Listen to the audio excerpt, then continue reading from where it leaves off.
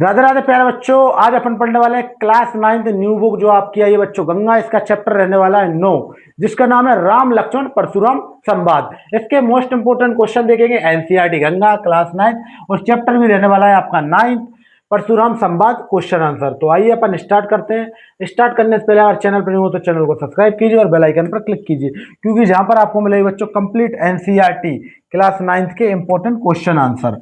तो आइए अपन question answer start करते हैं। पहला प्रश्न क्या कहता है बच्चों? तो जो आपका पहला प्रश्न है वो क्या कहता है? अरद निमेष कलम सम बीता, यानी कि अरद निमेष कलम सब बीता, यानी कि जो सीता मैया है बच्चों, उनको जो एक एक सेकंड है उनको एक एक वर्ष के समान लग रहा है, इसका अर्थ है। इसका अर्थ मैंने आपको बता दिया है। तो अब आपसे क्वेश्चन पूछ रहा, पंक्ति का भाव स्पष्ट करते हुए बताइए कि कविता में ये किसके संदर्भ में कहा गया है और क्यों कहा गया है। तो आइए अपन इसका उत्तर देखते हैं बच्चों। तो देखो, जब राम द्वारा धनुष के टूट जाने के बाद, तोड़ने के बाद परशुराम के क्रोध को देखकर, यानी कि जब राम द्वारा धनुष को तोड़ने के बाद परशुराम के क्रोध को देखकर सीता बहुत विंतित हो गई। कैसी हो गई बच्चों? विंतित हो गई। उनकी बेचैनी इतनी बढ़ गई कि उन्हें एक पल भी हजारों वर्षों के समान लगने लगा है। तो जो हो जाएगा आपका बच्चों जो पहला प्रश्न है उसका सरल सा उत्तर। ठीक है, तो इसी के साथ देखेंगे बच्चों आपका प्रश्न नंबर 2। इसमें क्या कहता है?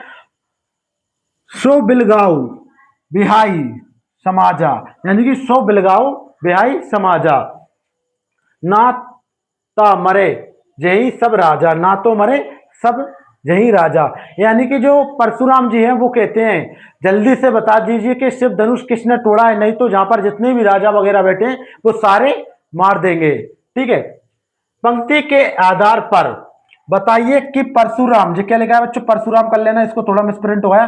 परशुराम द्वारा दी गई इस चेतावनी का सभा में उपस्थित राजा समाज पर क्या प्रभाव पड़ा होगा?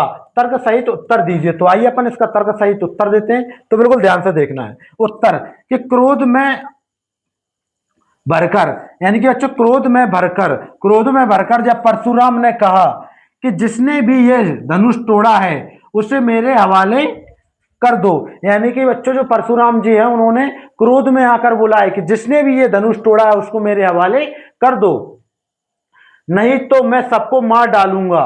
यह सुनकर सारे राजा डर से भयभीत हो गए, यानी कि यह सुनकर सारे जितने भी राजा वगैरह बैठे थे सभा में वो सारे क्या हो गए? भयभीत हो गए। इस क्वेश्चन का जो हो जाएगा सरल सा आंसर। आइए अपन चलते हैं नेक्स्ट क्वेश्चन पे। अगर आप हमारे channel S four Sumit study सिर्फ हिंदी पर न्यू हो तो चैनल को सब्सक्राइब कीजिए, क्योंकि आपको जहां मिलती है रोज नई एक इंपॉर्टेंट क्लास जिसमें आपके रहते हैं important question answer, important MCQs. तो अगर आप 9th क्लास में है तो बिल्कुल चैनल को सब्सक्राइब कर लीजिए, क्योंकि 9th के बाद आपको 10th भी पढ़ना है, 11th भी पढ़ना है और 12th भी पढ़ना है। तो सभी की हिंदी यहीं पर आपको कंप्लीट करा दी जाएगी। तो आइए अपन देखते हैं बच्चों क्वेश्चन नंबर 3। इसमें क्या कहता है, बिल्कुल ध्यान से देखेंगे।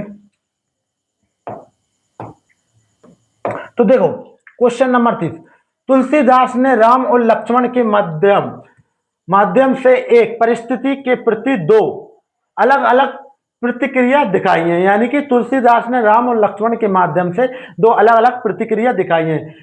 आपकी दृष्टि से परशुराम के क्रोध को शांत करने के लिए राम का विनय का मार्ग उचित है या लक्ष्मण के तर्क का मार्ग? अपने उत्तर का उचित कारण और तर्क भी प्रस्तुत करना है। यानी कि बच्चों परशुराम जी कहते हैं कि राम का जो विनय पत्र है, यानी विनय मार्ग है, यानी कि शांति से बात करना बिना किसी क्रोध के, या लक्ष्मण के जोश भरा बात करना। ठीक है, तो उसमें से आपको सबसे अच्छा कौन सा लगता है तो वो आपको बताना है। तो आइए अपन देखते हैं।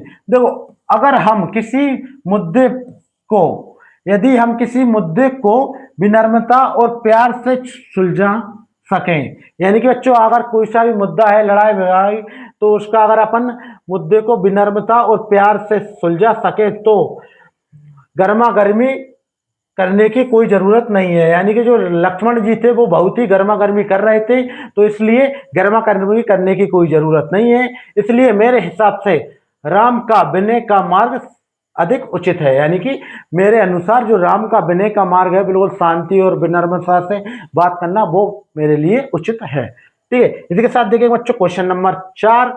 इसमें क्या कहता है, बिल्कुल ध्यान से देखना है।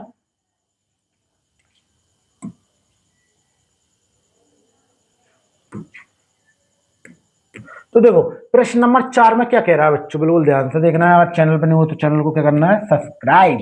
तो देखो, हृदय ना हंसू, हृदय ना हंसू बिसाऊ,